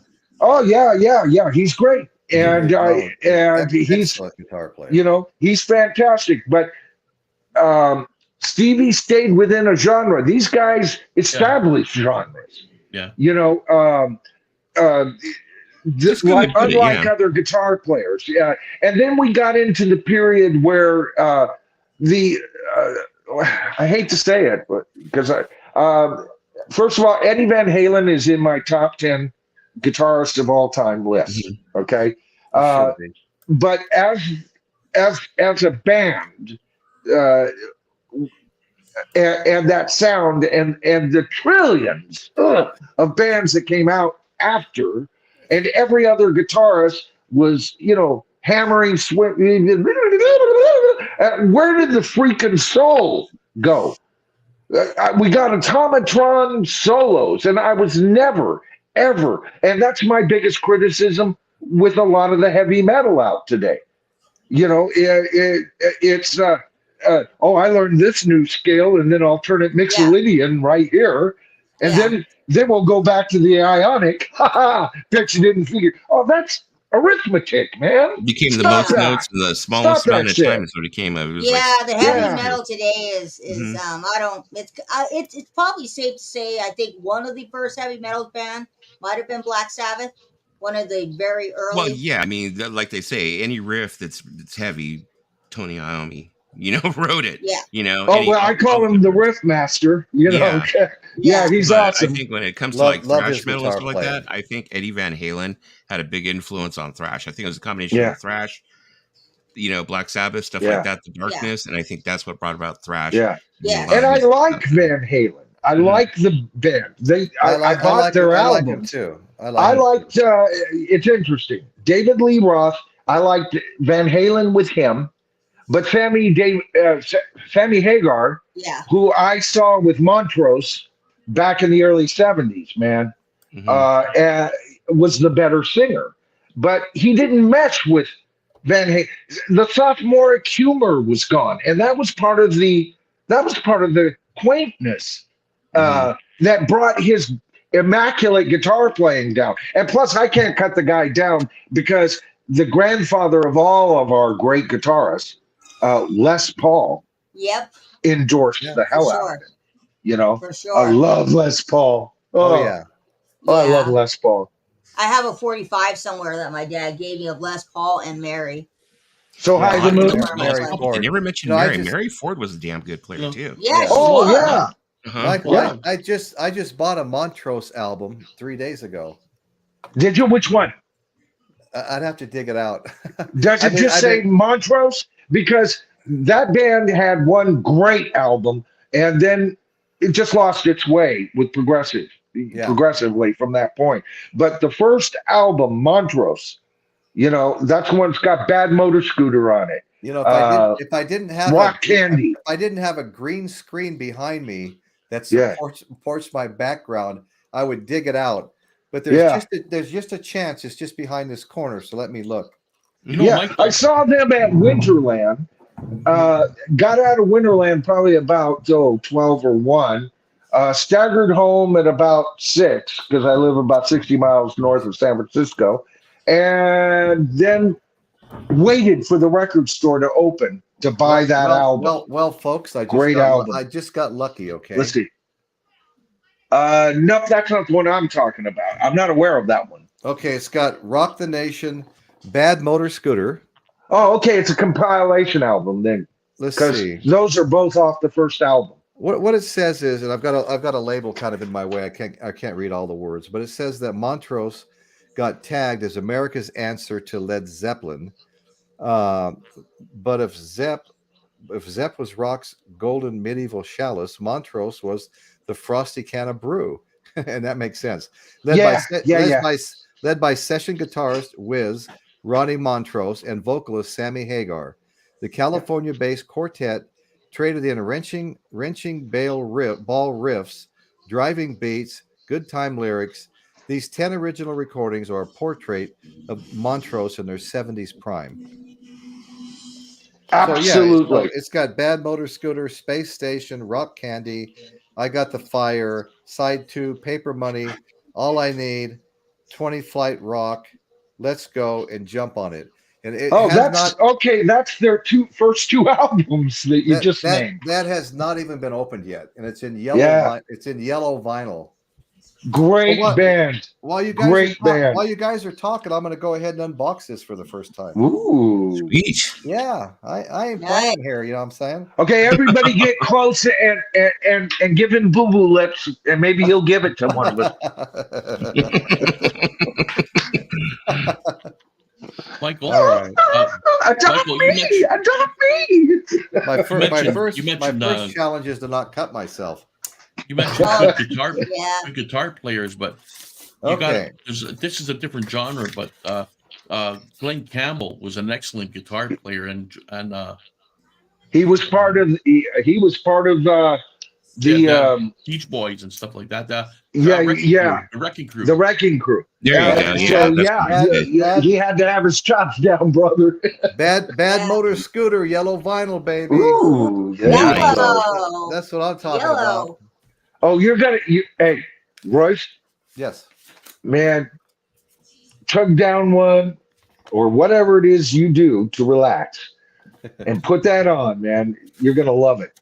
I know. I was just so busy listening to albums like in preparation for the show and stuff that I never got to listen to this one yet. I also found an inexpensive copy with Robert Plant of the Honey Drippers. Oh, nice. Album. Nice. Yeah. And that was $10. Nice. I used to have that on cassette when I was a teenager. Then I found Technical Ecstasy, Black Sabbath. Ooh. Oh man, my green screen's failing me here again. I got to be careful. Anyway, so I don't think I've ever heard that album. I don't think Michael was here when I showed Led Zeppelin's. This is a DVD and 2 CDs and a booklet right here. And the Celebration Day, the actual album is unavailable right now. It's completely sold out everywhere. Is it? This was another acquisition that just showed up in the mail. This Led Zeppelin's Mothership, which is about like awesome 2 inches thick. Sweet. Yeah. Anyway, enough of all that nonsense. I had actually played Celebration Day on my Twitch stream because I do a Twitch stream where I'll go ahead and I'll let it run for hours and go in and out of the chat where I play like all kinds of concerts, whatever it is. Oh, nice. Yeah. And I played Celebration Day in its entirety. But Twitch is really good on music. You can go there Twitch lets you get away with your music and stuff, and they don't let you. Oh, they do don't, they? like, knock you down? Yeah. Well, I know. All I know is all I have to do is invite somebody on my show in their chat, and I got in trouble for that today from YouTube. It was kind of like, well, we're gonna shut your show off. That's spam. So really? Yes. I didn't. Where know did this happen at? What's that? Where did this happen at, Royce? Well, actually, it's not always easy to get a hold of people. I was actually on your channel, Michael. I said, "Hey, Michael, join us tonight. We're going to be talking about the Rolling Stones." Oh, well, if you're going to talk about my channel. And all of a sudden, I got a warning from YouTube because I asked you to join my channel and put a link up for you to join my channel. They said, well, I saw your comment. I gave it a heart and stuff because I've been so busy today. But I know. I didn't see a link on it. Hey, Bill. Oh no, that's weird. No. I know. It was a second post I made. I should have left well enough alone. The second one had weird. Is that the second one had the link on it. I wonder if they're cracking down on it because I don't know if you remember, Lisa, when we were doing live streams maybe about like so many months ago, maybe almost a year ago. Yeah, Bono got me. Well, we would end up getting all these like there would be all these links. These people would come into the chats and they saw all these links like why go to Tinder, blah blah blah blah blah. And they would just the porn bots. I used to joke about it and say, "Oh, my sponsor's here."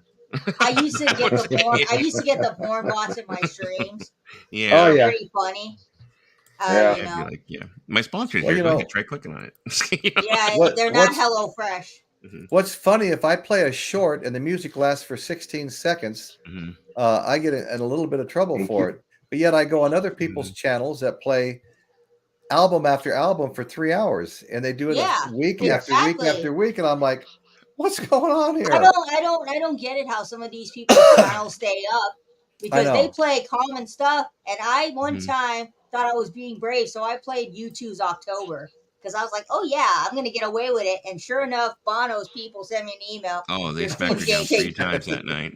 Yeah, they were like, Bono's like, not under my watch. Have you guys seen the cool like performance that YouTube did at the Spear? There's videos of it. It's pretty cool. no, I haven't seen that. I've seen the videos. I saw it. A great screen show. Yeah. Where was you? Now, where was YouTube? I can imagine. Where was YouTube? They were on this. Oh, that's right. They were on this little square. This this big. They were in a square this big, like that. Circle. Yeah, YouTube picks and chooses what they want. Now I know I'm not going to cut them down. They sounded okay, but they're not real sharp yet. No. But they've been rehearsing for months. I'm surprised they're sounding that rusty. To be honest with you, they were a little loose. Even the Edge in his playing was a little loose on the clips I saw. So it's a little early to say how it's going. I don't think the drums sound as good as Larry. Sorry. I think it's a cool concept. This Spear, I think I heard that they were getting paid $1 million per show or something like that. Yeah, something around there. That's what I heard. Wow. We'll be here all decade. I mean, that Spear just opened up like the 29th of September. $1 million per show. Well, I got to say, folks, we've gone way over on time, and I want to thank all you guys for thank everybody for joining me. Thank everybody in the chat. You guys really, we have the best chat on YouTube, in my opinion. I love our chat. We got such great people here. I really appreciate interacting. Really love interacting with each and every one of you. And I just want to say to everybody, if you're not already subscribed to Michael Nolan, Dusty Spins, and Groovy Lisa, please go check them out. They have great channels. And our good friend Johnny L here, you're a disc jockey, right? You're not really doing a YouTube channel right now, but But wait a minute. This is Groovy Lisa? Yes. Yep, that's me. Groovy Lisa? Yes, Groovy Lisa. I got Groovy Lisa on my show. See, when I was trying to get on, I didn't hear you. I had to come in. This is, the back part of the house. And so I couldn't hear what you guys, and all of a sudden she was on. And to be honest with you, with both these guys, I didn't know who was on. I was just responding and everything. So, hi, Lisa. I didn't know. I didn't recognize. No. I know. I came on because I know the Rolling Stones more than I know the Beatles. When you guys do the Beatles, you do. I just sit in the peanut gallery for the Beatles conversation because Paulina has got that covered, man. That girl is like a walking encyclopedia. So again, thank you all so very much. And Lisa and I are both struggling with our green screens a little bit. That's what's going on in Royce's world today. Good night, everyone. Thanks. Buddy. All the best to your wife, Michael. I hope thank you, Michael. All the best to your wife, Kimberly. Definitely. Yes, and a big thank you to everybody who's been so supportive. I mean it. Yeah, absolutely. This has been a hard thing for me to go. Well, you're like a brother. I can imagine. I feel your pain every day. She's the love of my life, man. She is the love of my life. I hope she's doing good. I hope she's doing good, Michael. She's doing great, Lisa. Thank you. No problem, brother. No problem. Okay. Thank you, everybody.